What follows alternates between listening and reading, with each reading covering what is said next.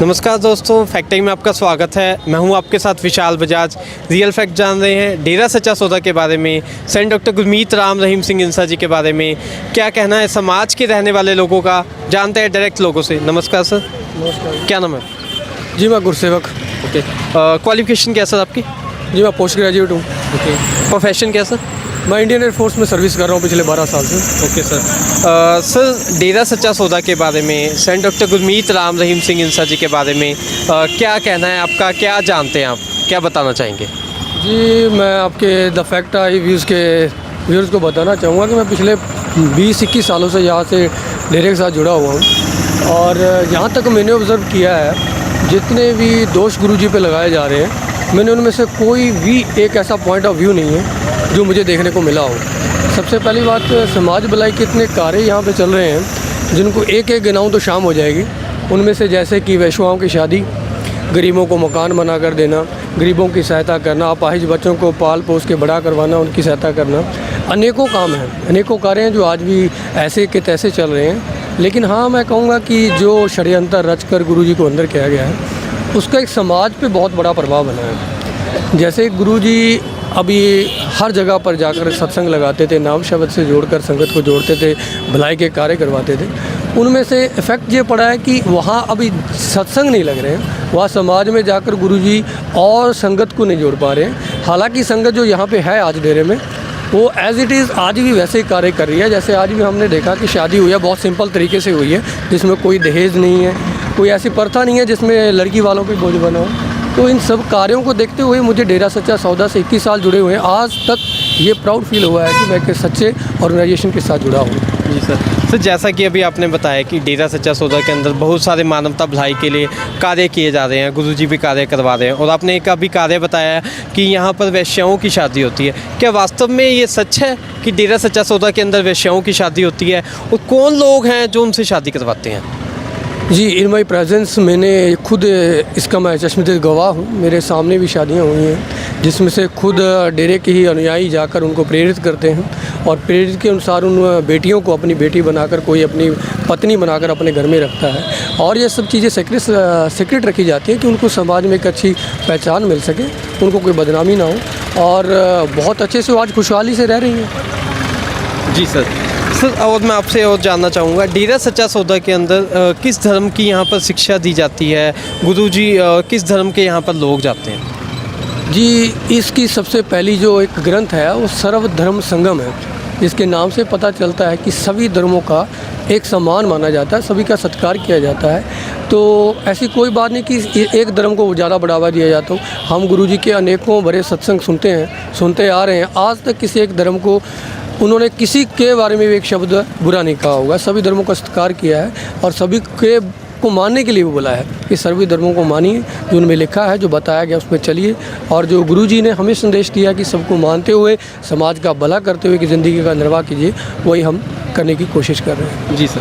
Sir, जैसा कि अभी आप बता रहे हो कि गुरुजी ने इतने समाज भलाई के लिए काम किए हैं, सर जो इंसान समाज का भला चाह रहा हो, देश को आगे ले जा रहा है, तो फिर क्यों उनके ऊपर आरोप लगाए गए, क्यों उनको टारगेट किया गया, तो क्यों वो आज समाज के बीच मौजूद नहीं है?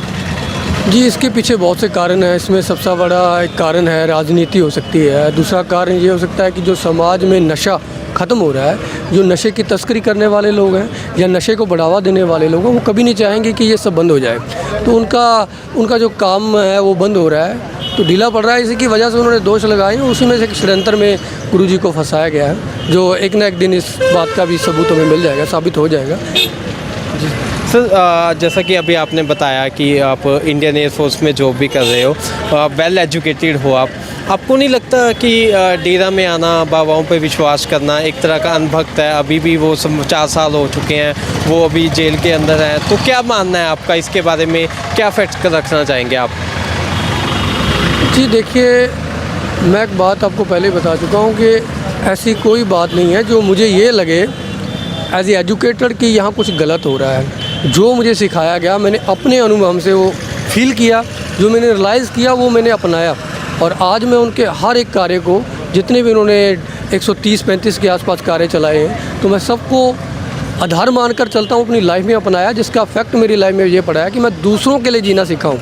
अपने लिए तो सब करते हैं, मैंने दूसरों के लिए खड़ा हुआ हूँ, तो मेरा जितना हो सकता है मैं सभी के लिए थोड़ा बहुत सहयोग ज़रूर करते हैं। जब भी हम छुट्टी पे आते हैं, जब भी हमें कहीं भी मौका मिलता है, चाहे वो धरती के किसी भी कोने में हो।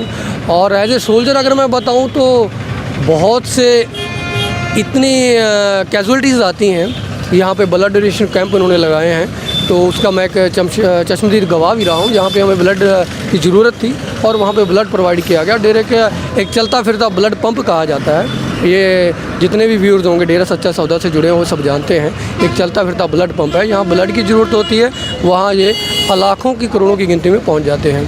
जी जी जी। आपने जैसा कि बताया, जिन लोगों तक, जैसे डेरा के बारे में हम लगा लें 4 साल पहले कि डेरा के बारे में लोगों तक खबर पहुंचाएगी कि बहुत नेगेटिविटी फैलाई गई है, जैसा कि जो चीज़ें आप बता रहे हो उनके उल्ट था। तो उन लोगों को जिन्होंने डेरा सच्चा सौदा को टीवी चैनल के माध्यम से, इलेक्ट्रॉनिक मीडिया है या न्यूज़पेपर्स के माध्यम से जाना है, उन लोगों को आप डेरा के बारे में और गुरुजी के बारे में क्या मैसेज देना चाहेंगे? देखो, इलेक्ट्रॉनिक मीडिया तो आज इस लेवल पे पहुंच चुका है कि उस पर भरोसा करना मुश्किल हो चुका है कि क्या सच है क्या झूठ है।